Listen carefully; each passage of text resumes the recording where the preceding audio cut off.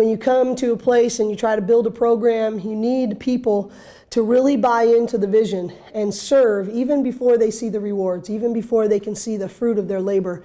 And Dominique Williams and Carrie Corver and Nicole Cornett, even though she's only been here 2 years, have been integral. And where, the first few years, it was all about the coaches driving the culture change. And I think because of the commitment in part of those three, our culture is now player driven.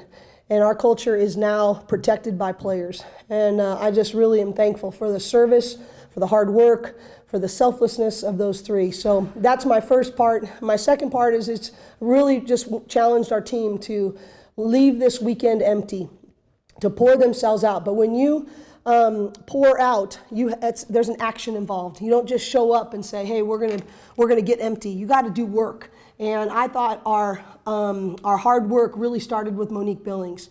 Her, not just her rebounds, but her hustle plays. And those were not like in her area rebounds. Those were like fly across 30 feet and go chase down a ball rebounds. And that just really set the tone for the game. So I'm proud of all of our players' effort. And I think it was a really good step forward, especially on the defensive end.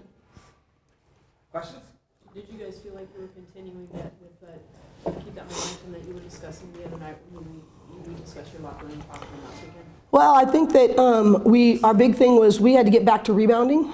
We had been out-rebounded 4 straight games, and we out-rebounded them by 12 today. And I think that was another really good step forward. I thought the first half, Monique rebounded really well, but I didn't think our team rebounded to their potential. And I thought the second half, other people joined her. And so really was pleased with the increase in that. But I think, I think our team has had a lot of pride this weekend, that we weren't just going to coast through. We weren't going to just settle for a win, that we wanted to get better. And I thought we treated both games that way. So, yes, I think we did continue that momentum. Maybe either Mo or Kennedy could answer this. But obviously, Jordan's been taking it on the chin lately with the one extra issue this weekend. Did you guys come in knowing that you had to step up your game a little bit because she wasn't where she needed to be? Yeah, I think as a team collectively, we all had to step up because obviously she's not 100%. So even the people off the bench had to step up. We had to all do our roles, and yeah.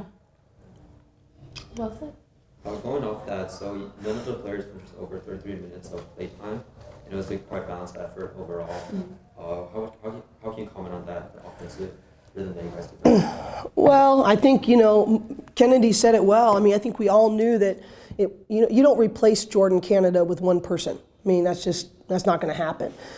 Everybody's got to step up a little bit. I thought, excuse me, Kennedy's hustle plays at the beginning, getting those deflections and a couple runouts early in the game. But I think being able to have balance, and I think everybody knowing that they have to be ready when their number's called. And I think, it's really been about teamwork for us. We actually gave Oregon State credit before the game, and said, if we had a series of one-on-one games versus Oregon State, we would win, most of them. But they play so well as a team. And what could we do if we connected our dots a little bit better? And I thought our balance is part of connecting those dots. Everybody being ready. What's your niche? How do you contribute to the team? And, teamwork really does make the dream work. And it really does, especially in March. You can't do it with one-on-one play. You got to do it with teamwork. And I thought the balance really showed some increased teamwork for us. How are you guys preparing to go to Arizona this weekend? What are you going to do? Obviously, maybe a day off. Yeah, actually, we're taking 2 days off. We're taking 2 days, and they're excited about that. I think that was part of the motivation of the weekend. Really, I think this time of year, you got to know when to rest. And I told them yesterday in practice that you have to really learn to be a great mental preparation person. And, everybody's got to learn to prepare mentally because you just can't keep them on their legs. I mean, yesterday, Monique, those were really hard minutes against Chantel her on Friday night. And, and I told her, I said, even today, right before the national anthem, I said, Monique, to be a big dog, to be one, you got to learn to play 3 games in 3 days coming up in 2 weeks.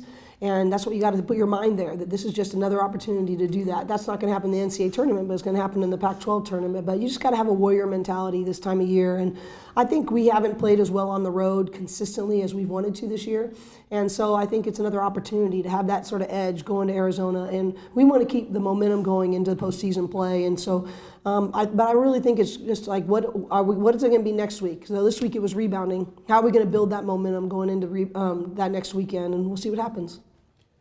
It is kind of all about mental at this point of the year, Monique. What are you going to do? What are you going to personally do to get yourself ready for this last stretch and get you guys to the Pac-12 tournament? Just take it day by day.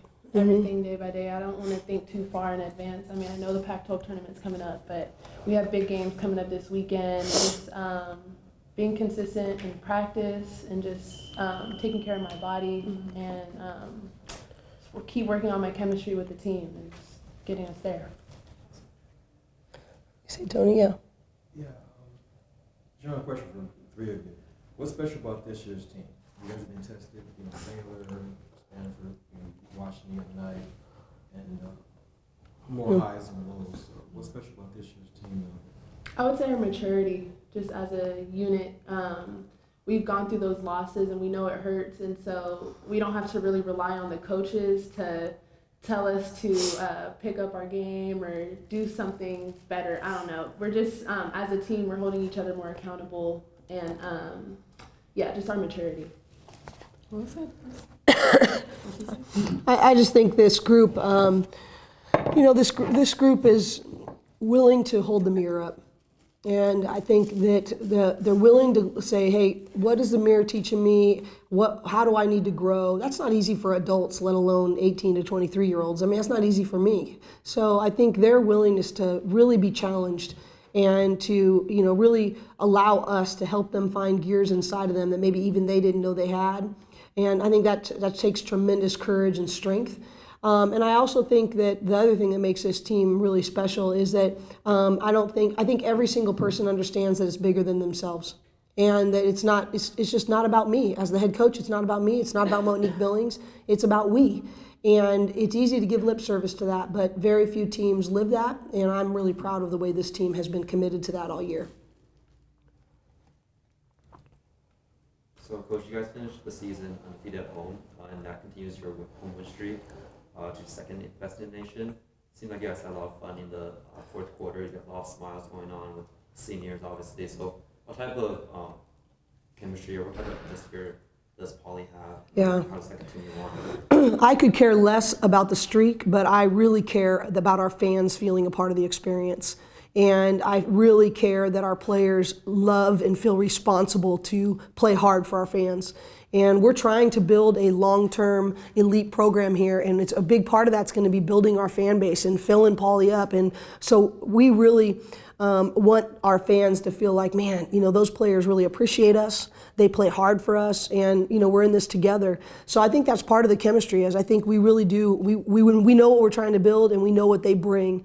But I really could care less about the streak. But not only is it the first time we've ever gone undefeated at home in Pac-12 play 2 years in a row, but on top of that, it's been the 2 years that the Pac-12 has been the #1 conference in the country.